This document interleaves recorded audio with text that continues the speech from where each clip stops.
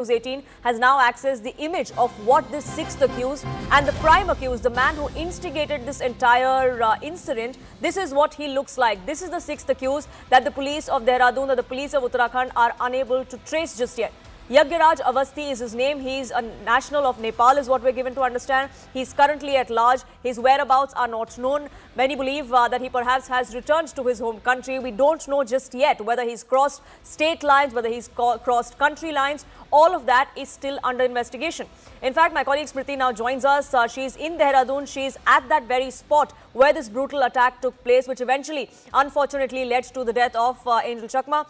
Smriti, we have the details of who this main accused is, the sixth accused. He's still at large. What is the latest as far as the investigations go? Are there any leads for the police to know where he's at? Well, currently we are at that very same spot where the actual incident took place and where both Michael and his brother Angel were attacked. When we spoke to the people, when we spoke to those friends of Angel, who went out there to lodge the FIR, they said us that the police completely denied to lodge any sort of FIR on that very same day when the incident happened. After 3 days, when all of these friends actually reached out to a retired IPS officer, that is when the IPS officer reached out to the SSP and then the FIR was lodged. However, if you note the sections that that have been mentioned in the FIR, all these sections are actually bailable, and none of these sections are actually in consideration to the incident that happened on that day. For example, section 1172 of BNS is actually missing, which amounts to serious injuries and grievous hurt. However, that is missing in the FIR.